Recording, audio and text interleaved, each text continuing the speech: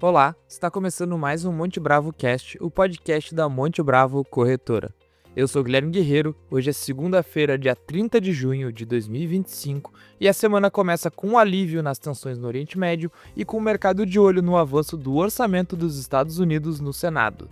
Agora a gente vai conversar com Alexandre Matias, nosso estrategista-chefe, e Luciano Costa, nosso economista-chefe, sobre as principais notícias desta semana e como tudo isso impacta os nossos investimentos. É com você, Matias. Acho que o destaque dessa semana vai por conta da recuperação dos ativos nos Estados Unidos, depois de enfrentar uma guerra tarifária do Trump, uma guerra militar no Oriente Médio, uma crise fiscal.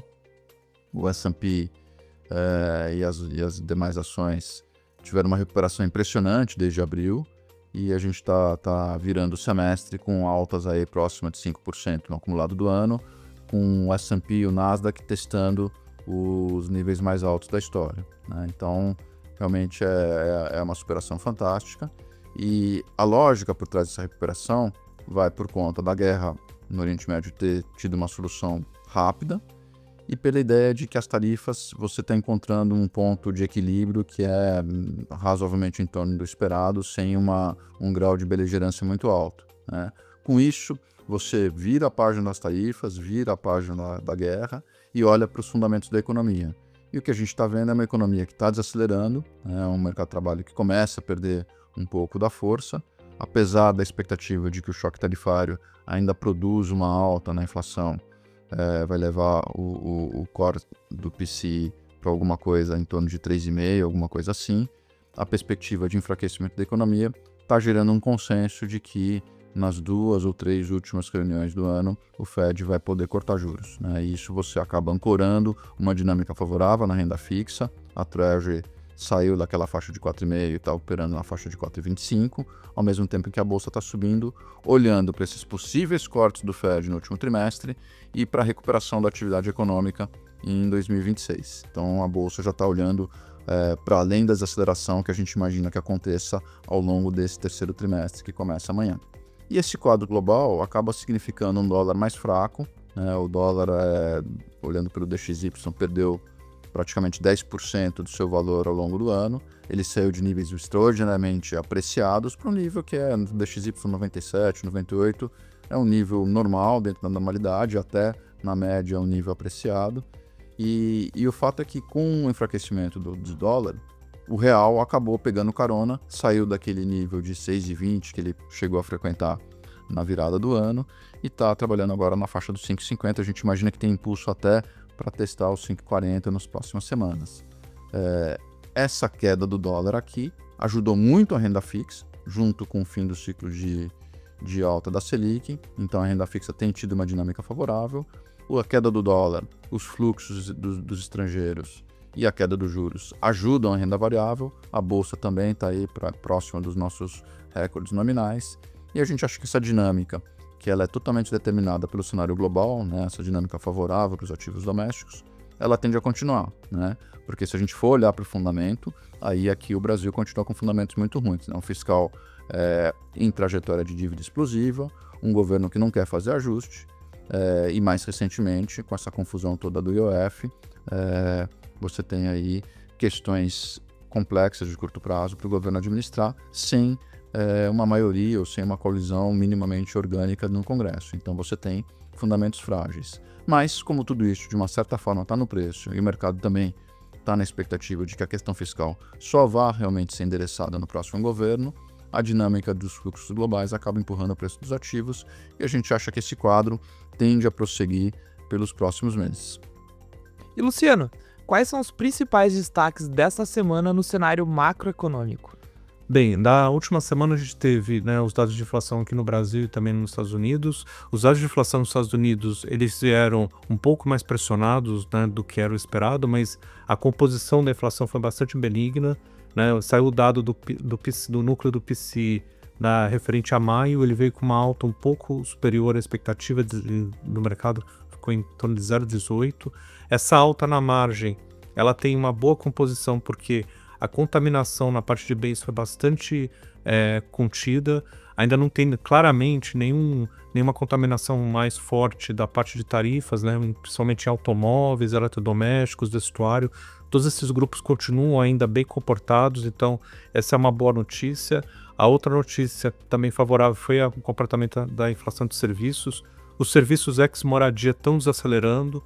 Esses são os serviços mais ligados ao mercado de trabalho e estão em queda, então isso também é uma boa notícia, né? A gente está tendo um ponto inicial que a inflação vai sofrer os choques das tarifas mais favorável, né, com uma composição um pouco mais benigna da inflação, e a partir de junho, quando é esperado o impacto das tarifas, o índice de inflação deve subir, né, ao longo dos próximos meses, mas o ponto inicial está ficando um pouco mais favorável, então acho que isso também é bastante importante. Além disso, saiu junto com o dado de inflação, o dado do consumo das famílias referentes a maio, ele veio com uma queda na margem. Essa queda pode ser explicada por uma antecipação, né, do consumo que teve antes das tarifas, né, principalmente janeiro, fevereiro e março, então o dado de maio agora já mostra uma devolução um pouco desse movimento de antecipação. De qualquer maneira, afeta o crescimento da economia no trimestre. Os trackers de PIB que estavam mostrando uma economia crescendo em torno de 4, agora estão indicando a economia em torno de 2,9, então tem uma desaceleração ainda com os dados mais recentes.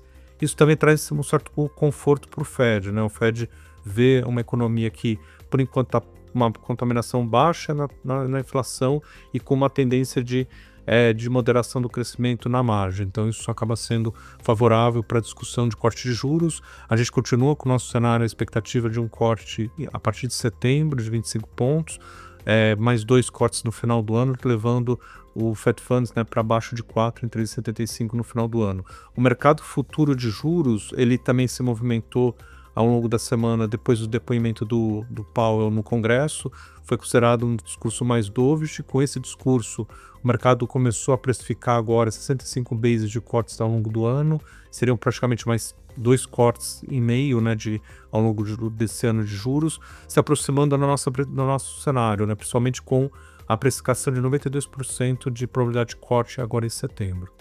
E aí, vindo para o Brasil, a gente teve o dado do IPCA. O IPCA 15 ficou abaixo do esperado, com uma alta de 0,26. Né? Essa surpresa veio na parte de alimentos, na parte de bens e também a inflação de serviços um pouco mais bem comportada.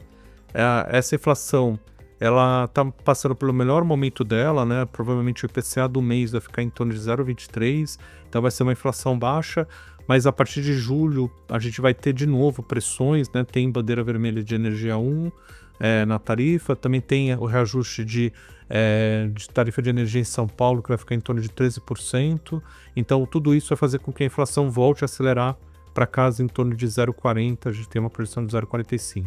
Então a inflação ela está mais benigna no curto prazo, tem alguns fatores que são mais temporários, como a parte de deflação de alimentos e também um menor repasse do câmbio para bens, mas tem uma inflação ainda subjacente de serviços bastante elevada, e é por isso que o Banco Central, por enquanto, não tem, né, a gente não tem nenhuma expectativa, ao contrário, que seja a manutenção dos juros em 15 até o final do ano. Então, o Banco Central vai precisar desse período de juros elevado para poder fazer a economia convergir para a inflação, né, para a meta dele de médio prazo de 3%.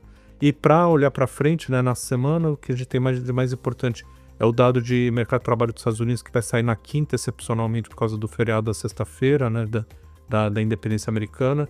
Então, o dado do payroll, né, que é o relatório de emprego, a expectativa é de moderação dos dados. O mercado está projetando uma abertura de vagas de 113 mil vagas, o mês passado foi mais de 200 mil, então diminui o ritmo de geração de vagas, os dados já vão ser referentes ao mês de junho. O desemprego também, a expectativa é que ele suba um pouco de 4,2 para 4,3 e os salários moderem um pouco o ritmo de crescimento. Eles estavam crescendo 3,9 até maio, passando para 3,8 agora em junho. Então, no geral, um relatório que seria um relatório favorável, né, à expectativa de uma desaceleração da economia, uma desaceleração organizada ainda, né?